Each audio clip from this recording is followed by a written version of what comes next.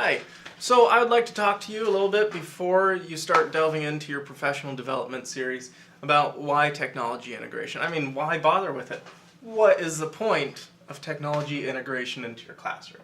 I mean, is it really all about using smartphones and tablets and computers, or using social networking like Facebook or Twitter, Edmodo, Google+, Instagram, you name it? Is it really about that? Is it something as simple as that? Or is it something like, how can this, the iPad, be transformed into an educational tool that changes this? Not a poorly drawn brain, but a student's mind. It changes their world and can eventually change our world. And that's really what technology integration is about, is how can something like this be used to influence this? And as our roles as educators, why is it our responsibility to provide the best possible content, solutions, and ways of teaching our kids to be responsible online as well as responsible with technology?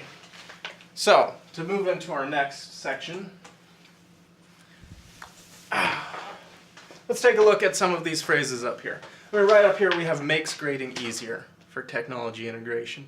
Sure it does. I mean, it's great. I don't have to take papers home. Everything's graded instantly for me. I don't have to worry about it now. I don't have to spend extra time at school because it was done for me in less than a second. That's great. But let's talk about it on the flip side. Why is it great for students? Why should we want this technology integration for our students? Put it simple, it's that immediate reinforcement of correct concepts. So they take a quiz online, they take a test online, and you know what?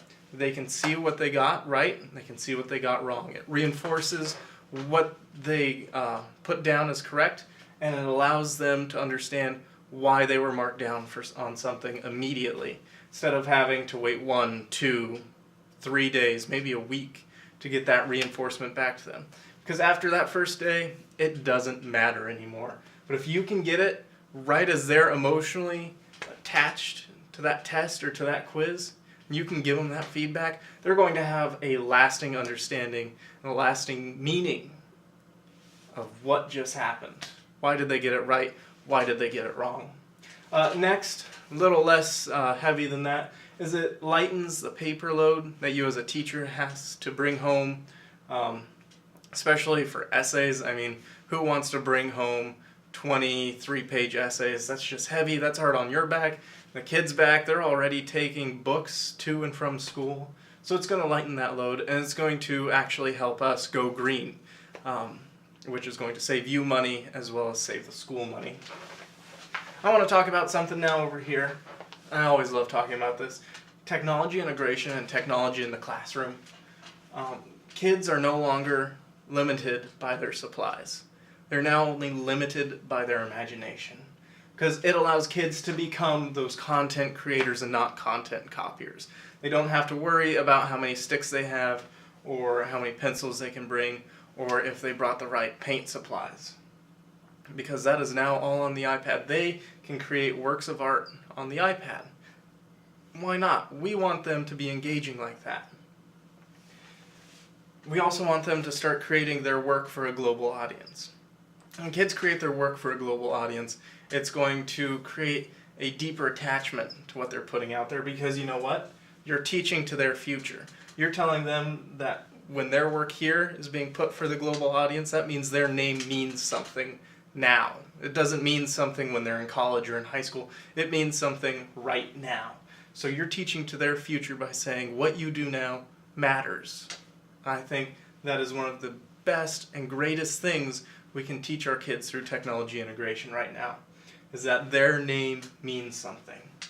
You know, you can always connect with other classes with technology integration. You're no longer limited by collaborating with, the teacher next door, teacher in the same district, or teacher in the same area, I should say. You can now collaborate with kids and students all the way in Nepal, all the way over in the Middle East or in Europe. That is just absolutely amazing. We're now having that multiculturalism and globalization being connected into our classrooms and getting kids interacting with other kids from around the world. That right there should be a fantastic selling point for technology integration into your classroom. Now just to move a little on a different path here, we're going to talk about one-to-one technology integration as we're looking at moving towards a BYOD or providing some other solution for that.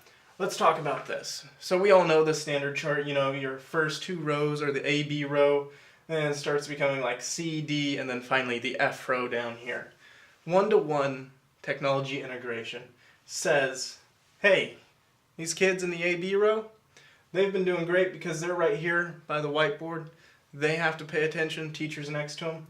We're going to take that and we're going to transplant it down here, saying that these kids working in these nosebleed seats can do just the same amount of content and quality of work that these kids are doing. I think that's incredible because you're saying, I'm going to give you a chance to succeed by having that one-to-one in there. No longer are they limited by the 20-foot gap from the whiteboard because that is right in front of their face.